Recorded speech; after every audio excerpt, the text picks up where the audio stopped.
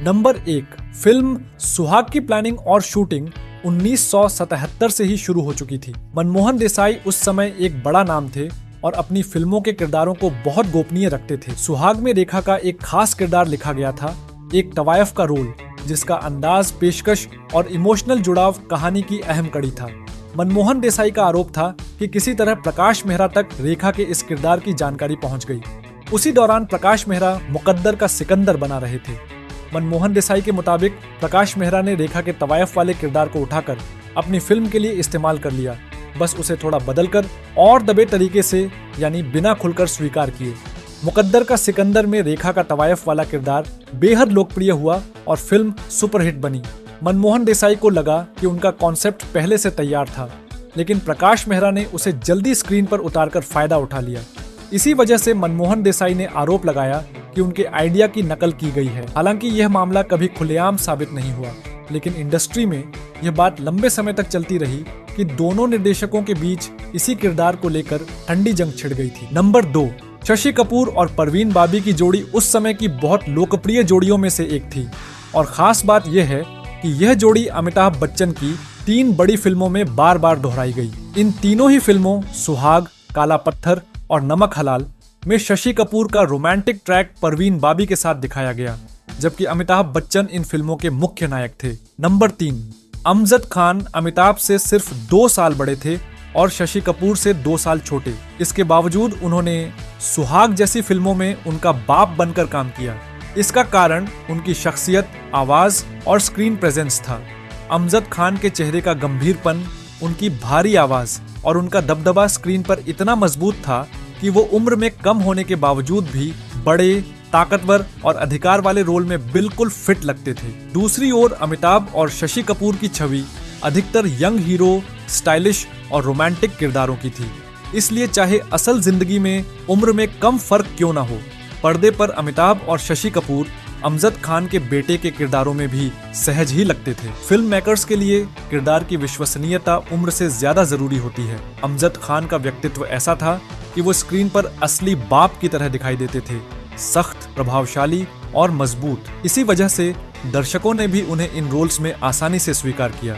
इसलिए यह बात फिल्म के जादू की तरह है, जहां असली उम्र नहीं बल्कि लुक, एटीट्यूड और अभिनय तय करता है कि कौन कौन सा रोल निभाएगा। नंबर 4, मनमोहन देसाई ने अपनी फिल्म के लिए परवीन बाबी को रोल ऑफर किया था, लेकिन उस समय परवीन बाबी ने यह ऑफर ठुकरा दिया। उन्होंने मनमोहन देसाई से कहा कि वह कबीर बेदी के साथ यूरोप जा रही हैं और उन्हें यह भी नहीं पता कि वह कब वापस लौटेंगी, इसलिए वह फिल्म को हाँ नहीं कह सकती। मनमोहन देसाई ने यह सुनकर मुस्कुराते हुए कहा कि वह चाहे जितना समय लें, मैं तुम्हारा इंतजार करूंगा, चाहे कितना भी वक्त लगे। परवीन बाबी लगभग 6 महीने बाद भारत लौटी। वापस आने के बाद उन्होंने सबसे पहले मनमोहन देसाई से पूछा कि क्या उनका दिया हुआ ऑफर अभी भी वैसा ही है या फिर उन्होंने किसी और हीरोइन को साइन कर लिया है। मनमोहन देसाई ने बिना देर किए कहा कि ऑफर आज भी वही है, और उन्होंने वादा निभाते हुए परवीन बाबी को तुरंत फिल्म के लिए साइन कर लिया। नंबर 5, सलीम खान लोगों से कह रहे थे कि मनमोहन देसाई ने सलीम जावेद को सुहाग की स्क्रिप्ट लिखने के लिए बुलाया था, लेकिन मनमोहन देसाई ने इस दावे को बिल्कुल झूठ बताया। उनका कहना था कि सलीम जावेद ने पहले भी कुछ पैसों के मामलों में उनके साथ गलत खेल खेला था और भरोसे को तोड़ा था, इसलिए वह कभी भी उन्हें अपनी फिल्म के लिए काम नहीं देंगे। मनमोहन देसाई ने काफी गुस्से में कहा, क्या मैं पागल हूं जो सुहाग जैसी फिल्म के लिए सलीम जावेद से स्क्रिप्ट लिखवाने जाऊं? मैं उन्हें चुनौती देता हूं कि वे साबित करके दिखाएं कि मैंने उनसे संपर्क किया था। वे मजाक कर रहे हैं या बेवजह बातें बना रहे हैं। यही नहीं रुके, उन्होंने सलीम जावेद पर तंज कसते हुए कहा कि उन्होंने अब तक इतने प्रोड्यूसर्स को नाराज किया है कि एक दिन सलीम को घर चलाने के लिए कैरेक्टर रोल तक करने पड़ेंगे। मनमोहन देसाई ने हंसते हुए आगे कहा कि उन्होंने अपनी आने वाली फिल्म मांग सजा दो मेरी में सलीम को एक ऐसा रोल देने की सोच रखी है जैसा उन्होंने पुरानी फिल्म प्रोफेसर में किया था। फर्क सिर्फ इतना होगा कि उस फिल्म में शाम्मी कपूर ने सलीम को पीटा था और मनमोहन देसाई वाली फिल्म में ऋषि कपूर, चिंटू उन्हें पीटेंगे। फिर मजाकिया अंदाज में बोले, और शूटिंग से पहले मैं खुद चिंटू को सिखाऊंगा कि सलीम को कैसे मारना है। ये बात कहकर मनमोहन देसाई जोर से हंस पड़े। इन बयानों से साफ था कि मनमोहन देसाई और सलीम जावेद के बीच रिश्ता काफी बिगड़ चुका था। ये विवाद फिल्म इंडस्ट्री के उन दिनों का एक बड़ा और दिलचस्प अध्याय माना जाता है। नंबर 6, मनमोहन देसाई की फिल्मों का एक अपना खास अंदाज था।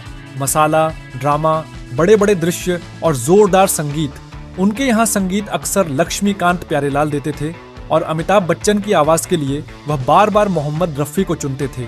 कारण यह था कि रफ़ी साहब की आवाज में एक नरमी, एक पवित्रता और एक प्यार भरा सुर था, जो मनमोहन देसाई की फिल्मों के भावुक और पारिवारिक माहौल में बहुत फिट बैठता था। अमिताभ भले ही स्क्रीन पर गुस्से वाले किरदार निभाते हों, लेकिन उनके रोमांटिक या भावनात्मक गानों के लिए रफ़ी साहब की आवाज सबसे बेहतरीन लगती थी। नंबर 7, फिल्म सुहाग इतनी पसंद की गई कि इसे बाद में तेलुगु में दोबारा बनाया गया। ये तेलुगु रीमेक सत्यम शिवम के नाम से रिलीज हुआ। इसकी कहानी दो भाइयों के बिछड़ने और फिर सच जानकर एक होने पर आधारित थी, जिसे दक्षिण भारत के दर्शकों ने भी उतनी ही दिलचस्पी से अपनाया। तेलुगु रीमेक में उस दौर के दो दिग्गज सुपरस्टार एन.टी. रामाराव और अक्किनेनी नागेश्वर राव मुख्य भूमिकाओं में थे। उनकी ऑन स्क्रीन मौजूदगी ने फिल्म को बड़ा वजन दिया, ठीक वैसे ही जैसे हिंदी में अमिताभ बच्चन और शशि कपूर ने दिया था। फिल्म में श्रीदेवी और रति अग्निहोत्री ने महत्वपूर्ण किरदार निभाए और कहानी में रोमांस, भावनाएं और ग्लैमर जोड़कर उसे और प्रभावी बनाया। नंबर 8, अमिताभ बच्चन और शशि कपूर की लोकप्रियता भारत में तो थी ही, लेकिन उन्हें यह अंदाजा नहीं था कि विदेशों में उनकी फैन फॉलोइंग कितनी जबरदस्त है।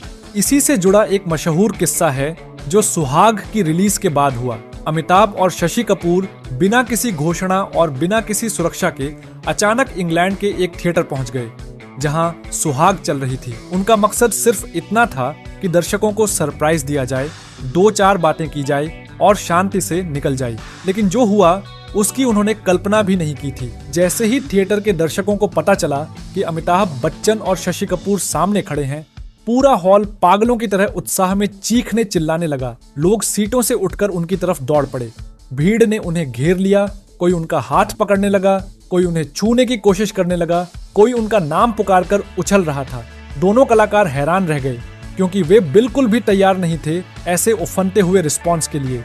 उनके साथ सिर्फ 2-3 स्पॉन्सर थे, कोई सिक्योरिटी नहीं थी, कोई कंट्रोल करने वाला नहीं था। भीड़ का जोश इतना ज्यादा था कि एक पल के लिए उन्हें समझ ही नहीं आया कि क्या करें और कैसे बाहर निकलें। उसी पल अमिताभ बच्चन को पहली बार एहसास हुआ कि उनकी अंतर्राष्ट्रीय फैन फॉलोइंग कितनी विशाल है और लोग विदेशों में भी उन्हें देखकर इतने दीवाने हो उठते हैं।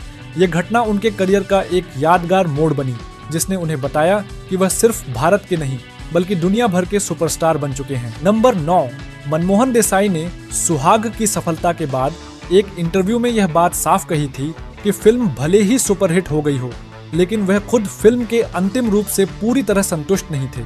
सुहाग ने बॉक्स ऑफिस पर शानदार कमाई की, दर्शकों ने इसे खूब पसंद किया। अमिताभ शशि की जोड़ी चली, गाने हिट हुए और फिल्म को बड़ी मासी अपील मिली। लेकिन मनमोहन देसाई की अपनी एक स्टाइल और एक लेवल था जिसके हिसाब से वह अपनी फिल्मों को देखते थे। उनका मानना था कि सुहाग बनाते समय कई चीजें उनके मुताबिक नहीं बन पाईं। कुछ सीन अधूरे लगते थे, कुछ ड्रामा और भी बेहतर बनाया जा सकता था और कुछ भावनात्मक भागों को वह और मजबूत करना चाहते थे। उन्होंने कहा कि उन्हें लगता है कि फिल्म एंटरटेनिंग तो है, लेकिन वह परफेक्ट वैसी नहीं बनी जैसी वह अपने मन में सोच रहे थे। मनमोहन देसाई उन निर्देशकों में से थे जो अपनी फिल्मों के लिए बेहद जुनूनी होते थे। इसलिए सुहाग जैसी बड़ी हिट के बाद भी उन्होंने खुलकर स्वीकार किया कि सफलता के बावजूद उन्हें फिल्म में कुछ कमी महसूस हुई। यानी दर्शकों की नज़र में सुहाग सुपरहिट थी, लेकिन मनमोहन देसाई की नज़र में वह फिल्म उतनी पूरी नहीं थी जितनी वह बनाना चाहते थे। नंबर 10, फिल्म में रेखा बड़ी बहन और परवीन बाबी छोटी बहन के रूप में दिखाई गई। उनकी स्क्रीन इमेज और मेकअप स्टाइलिंग ऐसे की गई कि परवीन बाबी उम्र में छोटी लगें और रेखा थोड़ी परिपक्व। यह बात दर्शकों को बिल्कुल नेचुरल भी लगी क्योंकि दोनों की स्क्रीन पर्सनैलिटी फिल्म की कहानी के हिसाब से फिट बैठती थी। लेकिन वास्तविक उम्र में परवीन बाबी रेखा से लगभग 5 साल बड़ी थी। परवीन बाबी की पर्सनैलिटी हमेशा से मॉडर्न, वेस्टर्न और ग्लैमरस रही, जिससे वह फिल्मों में यंग और स्टाइलिश दिखाई देती थी। वहीं रेखा की इमेज उस समय अधिक परिपक्व और गंभीर किरदारों की थी, इसलिए वह स्क्रीन पर बड़ी बहन के रूप में सहज दिखी। नंबर 11, इस फिल्म में रेखा एक तवायफ का किरदार निभाती है जो अपनी असली पहचान अपनी छोटी बहन परवीन बाबी से छुपाकर रखती है। कहानी का भाव यही है कि रेखा का किरदार अपनी बहन को दुनिया की सच्चाई से दूर रखना चाहता है ताकि उसकी जिंदगी पर कोई दाग न लगे। दिलचस्प बात यह है कि इससे पहले भी रेखा बिल्कुल ऐसा ही किरदार निभा चुकी थी। 1978 में रिलीज हुई राजकुमार की फिल्म कर्मयोगी में भी रेखा एक तवायफ बनी थी जो अपनी छोटी बहन से अपनी असल पहचान छुपाती है। उस फिल्म में छोटी बहन का रोल रीना रॉय ने किया था। दोनों फिल्मों में रेखा के किरदार की भावनाएं, दर्द और अपनी बहन के लिए छुपाया गया सच लगभग एक जैसा था। फर्क सिर्फ इतना था कि एक कहानी में उनकी बहन रीना रॉय थी और दूसरी कहानी में परवीन बाबी। लेकिन रेखा का दर्द भरा, रहस्य से घिरा किरदार दोनों फिल्मों में एक गहरी छाप छोड़ता है।